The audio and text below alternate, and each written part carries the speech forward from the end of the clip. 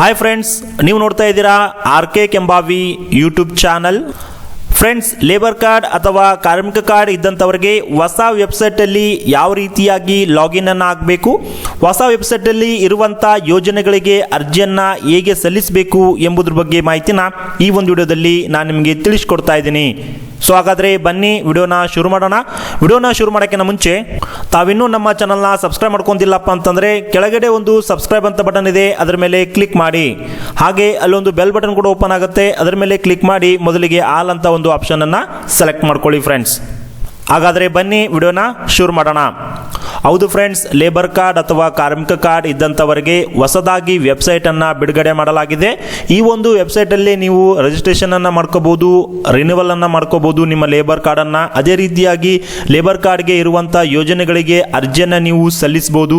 ಹಾಗೆ ಅರ್ಜಿ ಸಲ್ಲಿಸುವಂಥ ಏನು ಯೋಜನೆಗಳಿರ್ತವೆ ಆ ಯೋಜನೆಯ ಅರ್ಜಿಯ ಸ್ಥಿತಿಯನ್ನು ತಿಳ್ಕೋಬೋದು. ಮತ್ತು ಇಲ್ಲಿ ನಿಮಗೆ ಹೊಸದಾಗಿ ಲೇಬರ್ ಕಾರ್ಡ್ ಬರುತ್ತೆ, ಈ ಕಾರ್ಡ್ ಅಂತೇಳಿ ಹೊಸದಾಗಿ ಒಂದು QR ಕೋಡ್ ಇರುವಂಥ ಈ ಕಾರ್ಡನ್ನು ನೀವು ಪಡ್ಕೋಬೋದು.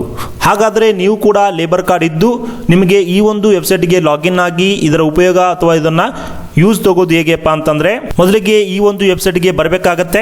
ಈ ಒಂದು ಲಿಂಕು ನಮ್ಮ ಒಂದು ಆರ್.ಕೆ. ಕೆಂಬಾವಿ ವೆಬ್ಸೈಟಲ್ಲಿ ಕೊಟ್ಟಿರ್ತೇವೆ. ನೀವು ಮೊದಲಿಗೆ ಏನು ಮಾಡಬೇಕಪ್ಪ ಅಂತಂದರೆ ಗೂಗಲಲ್ಲಿ ಹೋಗಿ rkembavi.com ಅಂತ ಟೈಪ್ ಮಾಡಿ. ನಾ ಯಾವ ರೀತಿಯಾಗಿ ಟೈಪ್ ಮಾಡ್ತಾ ಇದ್ದೀನಿ ಅದೇ ರೀತಿಯಾಗಿ ಟೈಪ್ ಮಾಡಿ ಸರ್ಚ್ ಮಾಡಿ.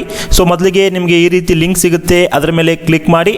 ಇಲ್ಲಿ ನಮ್ಮ ಆರ್.ಕೆ. ಕೆಂಬಾವಿ ವೆಬ್ಸೈಟಲ್ಲಿ ಒಂದು ಲೇಬರ್ ಕಾರ್ಡ್ ಹೊಸ ವೆಬ್ಸೈಟ್ ಲಿಂಕ್ ಸಿಗುತ್ತೆ, ಅದರ ಮೇಲೆ ಕ್ಲಿಕ್ ಮಾಡ್ಕೊಂಡು ಬರ್ಬೋದು. ಬಂದಾದ್ಮೇಲೆ ನಿಮಗೆ ಈ ರೀತಿಯಾಗಿ ಒಂದು ಡ್ಯಾಶ್ಬೋರ್ಡ್ ಸಿಗುತ್ತೆ. ಬಂದಾದ್ಮೇಲೆ ನಿಮಗೆ ಈ ರೀತಿಯಾಗಿ ಒಂದು ಡ್ಯಾಶ್ಬೋರ್ಡ್ ಸಿಗುತ್ತೆ. ಇಲ್ಲಿ 3 ರೀತಿಯ ಒಂದು ಡಿಪಾರ್ಟ್ಮೆಂಟ್ಸ್ ಇರ್ತವೆ. ಸೊ ಇದನ್ನ ಲ್ಯಾಂಗ್ವೇಜ್ ಕೂಡ ನೀವು ಚೇಂಜ್ ಮಾಡ್ಕೋಬಹುದು. ನಿಮಗೆ ದೊಡ್ಡ ಮಾಡಿ ತೋರಿಸ್ತೇನೆ. ನೆಕ್ಸ್ಟು ಇಲ್ಲಿ ನಿಮಗೆ ಬೇಕಾಗಿರೋದು ಕರ್ನಾಟಕ ಕಟ್ಟಡ ಮತ್ತು ಇತರ ನಿರ್ಮಾಣ ಕಾರ್ಮಿಕರ ಮಂಡಳಿ ಕಡೆಯಿಂದ ನಮಗೆ ಲೇಬರ್ ಕಾರ್ಡ್ ಮಾಡಿಸ್ಕೊಂಡಿರ್ತೀವಿ. ಸೊ ಈ ಒಂದು ಆಪ್ಷನ್ ಮೇಲೆ ಕ್ಲಿಕ್ ಮಾಡ್ಬೋದು. ಇಲ್ಲಿ 3 ರೀತಿ ಆಗಿರುತ್ತೆ. ಸೊ ಇವೆರಡು ನಿಮಗೆ ಸಂಬಂಧಪಡಲ್ಲ ಇದು. ಸೊ ನಂತರ ಇದ್ರ ಮೇಲೆ ನೀವು ಕ್ಲಿಕ್ ಮಾಡ್ಕೊಳ್ಳಿ. ಕ್ಲಿಕ್ ಮಾಡಿದಾಗ ಇಲ್ಲಿ ಕೆಲವೊಂದಿಷ್ಟು ಮಾಹಿತಿನ ಕೊಟ್ಟಿದ್ದಾರೆ, ಆ ಮಾಹಿತಿಯನ್ನು ತಿಳ್ಕೊಳ್ಳಿ. ನೆಕ್ಸ್ಟ್ ಇಲ್ಲಿ ಯೋಜನೆಗಳು ಕೂಡ ಇದ್ದಾವೆ. ಅಪಘಾತ ಪರಿಹಾರ ಆಗಿರ್ಬೋದು, ಮತ್ತು ವೈದ್ಯಕೀಯ ಸಹಾಯಧನ ಆಗಿರ್ಬೋದು, ತಾಯಿ ಮಗು ಸಹಾಯಹಸ್ತ ಆಗಿರ್ಬೋದು, ಮತ್ತು ದುರ್ಬಲತೆ ಪಿಂಚಣಿ ಆಗಿರ್ಬೋದು, ಪಿಂಚಣಿ ಮುಂದೂಡಿಕೆ ಆಗಿರ್ಬೋದು, ಹೆರಿಗೆ ಸೌಲಭ್ಯ ಆಗಿರ್ಬೋದು, ಮತ್ತು ಶೈಕ್ಷಣಿಕ ಸಹಾಯಧನ ಆಗಿರ್ಬೋದು, ಅಂತ್ಯಕ್ರಿಯೆ ವೆಚ್ಚ ಆಗಿರ್ಬೋದು, ವೈದ್ಯಕೀಯ ಸಹಾಯಧನ ಆಗಿರ್ಬೋದು, ಮದುವೆ ಸಹಾಯಧನ ಆಗಿರ್ಬೋದು, ಪಿಂಚಣಿ ಸೌಲಭ್ಯ ಆಗಿರ್ಬೋದು. ಇದೇ ರೀತಿಯಾಗಿ ಭಾಳಷ್ಟು ಉಚಿತ ಬಸ್ ಸಾರಿಗೆ ಆಗಿರ್ಬೋದು, ಆಮೇಲೆ ಶ್ರಮ ಸಾಮರ್ಥ್ಯ ಟೂಲ್ ಕಿಟ್ ಆಗಿರ್ಬೋದು, ಪೂರ್ವ ಏನು ತರಬೇತಿ UPSC ಏನು ಕೊಡ್ತಾರೆ KPSC ಅಂತ ಅಪ್ಲಿಕೇಶನ್ ಎಲ್ಲ ನೀವು ಈ ಒಂದು ಹೊಸ ವೆಬ್ಸೈಟ್ ಮೂಲಕ ಹಾಕ್ಬೋದು. ಸೊ ನೆಕ್ಸ್ಟ್ ನೀವು ಈ ಒಂದು ವೆಬ್ಸೈಟ್ ಬಂದಾಗ ಇಲ್ಲಿ register as A construction worker ಅಥವಾ ಲಾಗಿನ್ ಅಂತ ಇರುತ್ತೆ, ಅದರ ಮೇಲೆ ಕ್ಲಿಕ್ ಮಾಡಿ. ಸೊ ನಿಮಗೆ ಇಲ್ಲಿ 2 ರೀತಿಯಾಗಿ ಬರುತ್ತೆ. ಒಂದು ಆಲ್ರೆಡಿ ರಿಜಿಸ್ಟರ್ ಕನ್ಸ್ಟ್ರಕ್ಷನ್ ವರ್ಕರ್ ಅಂತ. ಸೊ ಅಲ್ಲಿದ್ದಾಗ ನಿಮ್ಮ ಹತ್ರ ಏನು ಲೇಬರ್ ಕಾರ್ಡ್ ಇರುತ್ತೆ ಆ ರಿಜಿಸ್ಟ್ರೇಷನ್ ನಂಬರು ಮತ್ತು ರೆಫರೆನ್ಸ್ ನಂಬರನ್ನು ಹಾಕಿ ನೀವು ವೆರಿಫೈ ಮಾಡಿ ನೆಕ್ಸ್ಟು ಲಾಗಿನ್ ಅನ್ನು ಆಗ್ಬೋದು. ಮತ್ತು ಆಲ್ರೆಡಿ ನೀವು ವೆರಿಫೈ ಆಗಿ ಅಕೌಂಟ್ ಆಲ್ರೆಡಿ ಕ್ರಿಯೇಟ್ ಆಗಿತ್ತಪ್ಪ ಅಂತಂದರೆ ಡೈರೆಕ್ಟಾಗಿ ನಿಮ್ಮ ಮೊಬೈಲ್ ಸಂಖ್ಯೆನ ಹಾಕ್ಬೋದು. ಹಾಕಿ ನಂತರ OTP ರಿಕ್ವೆಸ್ಟ್ ಕೊಟ್ಟು OTPನ ಹಾಕಿ ನೀವು ಲಾಗಿನ್ ಅನ್ನು ಆಗ್ಬೋದು. ಸೊ ಈಗ ನಾವು ಲಾಗಿನ್ ಆಗೋಣ. ಲಾಗಿನ್ ಆಗಲಿಕ್ಕೆ ಡೈರೆಕ್ಟ್ ಇಲ್ಲಿ ಲಾಗಿನ್ ವಿತ್ ಮೊಬೈಲ್ ನಂಬರ್ ಅಂತ ಇರುತ್ತೆ, ಅಲ್ಲಿ ನಮ್ಮ ಮೊಬೈಲ್ ಸಂಖ್ಯೆನ ಹಾಕಿ ಜನರೇಟ್ OTP ಮೇಲೆ ಕ್ಲಿಕ್ ಮಾಡೋಣ. ಸೊ ನಾವು ಮೊಬೈಲ್ ಸಂಖ್ಯೆನ ಹಾಕಿದೀವಿ, ಜನರೇಟ್ OTP ಮೇಲೆ ಕ್ಲಿಕ್ ಮಾಡ್ತಾ ಇದೀವಿ.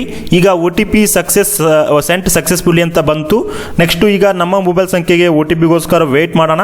ಸೊ OTP ಬಂದಾದ್ಮೇಲೆ ನಾನು ನಿಮಗೆ ಲೈವ್ ಪ್ರೂಫ್ ಆಗಿ ಲಾಗಿನ್ ಮಾಡಿ ತೋರಿಸ್ತಾ ಇದ್ದೀನಿ, ನೋಡ್ತಿರ್ಬೋದು. ಈಗ ನಾವು ಅದನ್ನ OTPನ ಹಾಕೋಣ. ಸೊ OTP ಬಂದಿದೆ. ಸೊ ಈಗ OTP ಬಂದಿದೆ. ನೆಕ್ಸ್ಟ್ ಲಾಗಿನ್ ಅಂತಿದೆ, ಲಾಗಿನ್ ಅನ್ನೋ ಆಪ್ಷನ್ ಮೇಲೆ ನಾವು ಕ್ಲಿಕ್ ಮಾಡೋಣ. ಸೊ ಲಾಗಿನ್ ಅನ್ನೋ ಆಪ್ಷನ್ ಮೇಲೆ ಕ್ಲಿಕ್ ಮಾಡಿದಾಗ ಲೈವ್ ಆಗಿ ನೀವು ನೋಡ್ತಿರ್ಬೋದು ನಾನು ಲಾಗಿನ್ ಅನ್ನು ಆಗಿದ್ದೇನೆ. ಸೊ ಈ ಲಾಗಿನ್ ಅಲ್ಲಿ ಬಂದಾಗ ನಿಮಗೆ ಈ ರೀತಿ ಒಂದು ಡ್ಯಾಶ್ಬೋರ್ಡ್ ಸಿಗುತ್ತೆ. ಇಲ್ಲಿ ರಿಜಿಸ್ಟ್ರೇಷನ್ ಅಥವಾ ನೋಂದಣಿ ಸಿಗುತ್ತೆ, ನವೀಕರಣ ಯೋಜನೆಗಳು, ಯೋಜನೆ ಸ್ಥಿತಿ ಎಲ್ಲ ಇದೆ ಆವಾಗಲೇ ಹೇಳಿರೋ ಹಾಗೆ. ಸೊ ಮೊದಲಿಗೆ ನಾವು ರಿಜಿಸ್ಟ್ರೇಷನ್ ಮಾಡ್ಕೋತಿದ್ರೆ ರಿಜಿಸ್ಟ್ರೇಷನ್ ಅನ್ನು ಮಾಡ್ಕೋಬಹುದು. ಇಲ್ಲಿ 4 ಥರ ಒಂದು ಸ್ಟೆಪ್ಸ್ ಇರುತ್ತೆ. ಒಂದು ವೈಯಕ್ತಿಕ ವಿವರಗಳನ್ನು ಹಾಕಬೇಕು, ನೆಕ್ಸ್ಟ್ ವಿಳಾಸ ವಿವರನ ಹಾಕಬೇಕು, ನೆಕ್ಸ್ಟ್ ಕುಟುಂಬದ ವಿವರಗಳನ್ನು ಹಾಕಬೇಕು, ಮತ್ತು ಬ್ಯಾಂಕ್ ವಿವರಗಳನ್ನು ಹಾಕಿ ನೀವು 90 ದಿನಗಳ ಕಾಲ ಎಲ್ಲಿ ಕೆಲಸ ಮಾಡ್ತೀರಿ ಅಲ್ಲಿ ಒಂದು ಪ್ರಮಾಣ ಪತ್ರವನ್ನು ಪಡ್ಕೋಬೇಕಾಗುತ್ತೆ, ಮತ್ತು ಉದ್ಯೋಗದಾತ ವಿವರಗಳನ್ನು ಪಡ್ಕೋಬೇಕಾಗುತ್ತೆ. ಏನು ಕೆಲಸ ಮಾಡ್ತೀರಲ್ಲ ಇನ್ಫಾರ್ಮೇಷನ್ ನೀವು ಇಲ್ಲಿ ಹಾಕಬೇಕಾಗತ್ತೆ. ಅವೆಲ್ಲ ಮಾಹಿತಿನ ಇಲ್ಲಿ ನೀವು ಹಾಕಬೇಕಾಗುತ್ತೆ. ಮೊದಲು ನಿಮ್ಮ ಆಧಾರ್ ಕಾರ್ಡನ್ನು ಕೊಟ್ಟು ವೆರಿಫೈ ಮಾಡ್ಕೊಂಡು ಈ ಅಪ್ಲಿಕೇಶನ್ನ ಫಿಲ್ ಅಪ್ ಮಾಡಬೇಕು ನೀವು. ಸೊ ಭಾಳಷ್ಟು ಇನ್ಫಾರ್ಮೇಷನ್ ಇದೆ.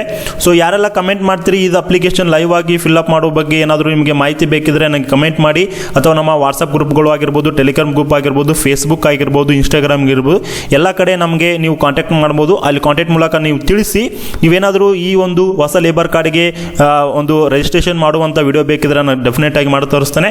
ಸೊ ಇಲ್ಲಿ ನೀವು ಅದೇ ರೀತಿಯಾಗಿ ಯೋಜನೆಗಳಿದ್ದಾವೆ, ಎಲ್ಲವೂ ಇದ್ದಾವೆ. ಸೊ ಅದಕ್ಕೆಲ್ಲ ಅರ್ಜಿನ ಹಾಕ್ಬೋದು. ಕೇವಲ ಇದು ಯಾವ ರೀತಿಯಾಗಿ ರಿಜಿಸ್ಟ್ರೇಷನ್ ಮಾಡ್ಕೊಳ್ಳೋದು, ಲಾಗಿನ್ ಆಗೋದು ಅಂತ ನಿಮಗೆ ತಿಳಿಸ್ಕೊಟ್ಟಿದ್ದೀನಿ.